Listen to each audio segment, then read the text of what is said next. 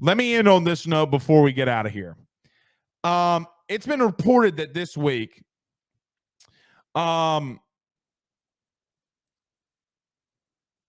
did we just get some news? Oh, no. Okay. It was reported over this past week, I don't know if you saw this, that Derek Carr has his old head coach from Las Vegas in the Saints facilities with him. Now, you know how this goes usually when we talk Saints. A lot of people don't like it. They get mad at me. Oh, Blake, you just a hater. You don't know anything about New Orleans. You're not from the city. If you missed it, John Gruden's been in the building. He's been working out with Derek Carr. When I saw that, here was my first question, and really my only question.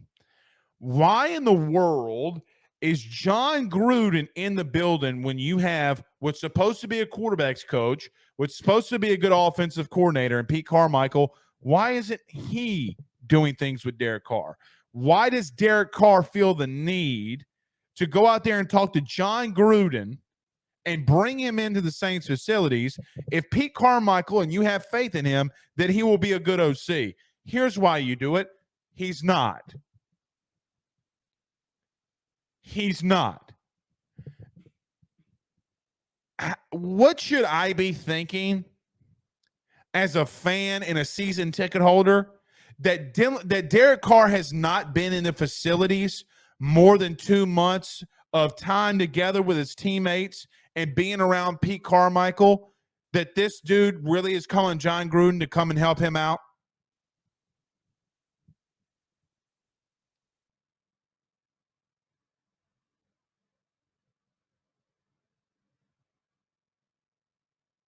Why? Why?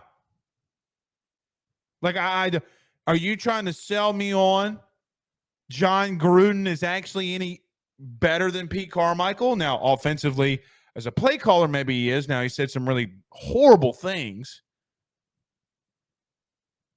But that man's back in your building, and you're not going over the offensive play calling with your OC. You're not telling your OC what you like. What's going on here? Now, let me tell you what's going to happen. Happens every time I talk about the Saints. Somebody's going to clip this. They're going to send it to one of the media people that covers the Saints and be like, did you see this? And then they'll attack, and then they'll call me names. It happens every time. I don't really care at this point. I've kind of gotten numb to it. But let me ask you this question. What would you do if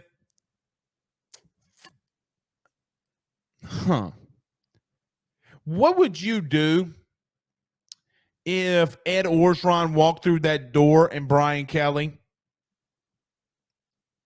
and he started coaching D-line defense after the last 2 years he had? Now, maybe that's a little bit different. Well, let me ask you this question. What would you do if Joe Brady walked through that door and is coaching quarterbacks? Would you have a lot of faith in Joe Sloan? Now, that's not going to happen because Joe Sloan, obviously, we saw helped in the progression with Jane Daniels and especially Garrett Nussmeier. Two dudes that you don't really care if either one of them start at this point. Now, with the experience you've seen and now the success that you've seen, really doesn't matter. It's not a good look that you have John Gruden in that building. Like it, love it, or hate it, John Gruden being in that building is a horrible sign and faith that I have that Pete Carmichael, like I don't know if I trust Pete Carmichael to color inside the lines. Like if he went to Cracker Barrel, and if you have kids, you know this. If Pete Carmichael went to Cracker Barrel, and you know those little coloring things you get, your kids can color in. I could give one of those to Pete Carmichael and says, hey, Pete, color in between the lines. I have no faith that that man could color in between the lines because he surely can't call plays in between lines. That's for damn sure. This man's got an all Madden playbook. He's calling somebody else's offense, and it's not his, guys. Y'all know it's a bad look. I know it's a bad look, but nobody on that beat is reporting that. You really don't have a problem with that? Come on, man. Come on. Couple more before we get out here. Sloan is way better than Brady as far as a QB's coach. I agree with that, but what would you do if they brought in somebody else to consult with their quarterbacks? It doesn't matter who it is. It does not matter at all. Oh, Lord. What did Ed say now? Puth told him Gruden said in those emails was vile. That's true, and had no place in the NFL. Well, not only did it not have any place in the NFL, it doesn't have any place in life, right? Like, I mean, some of those things you just can't say. Like, is that your day-to-day vernacular? Ed O, dude is basically an analyst. You don't bring in an analyst like John Gruden to physically work out with your quarterback if you have faith in your OC, who is supposed to be an offensive wizard.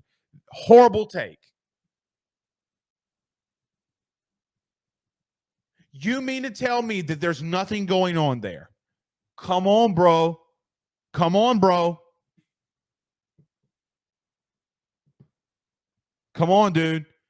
I know that you're trying to be, I'm not necessarily disagreeing with you, but a guy that lost his reputation and his career is, let me put it like this. Everything in today's climate, let's get a little bit into this, and I'll end it here.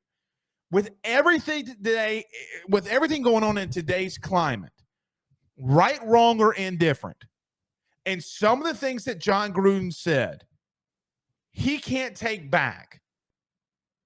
I know that he probably wishes he can, but he can't.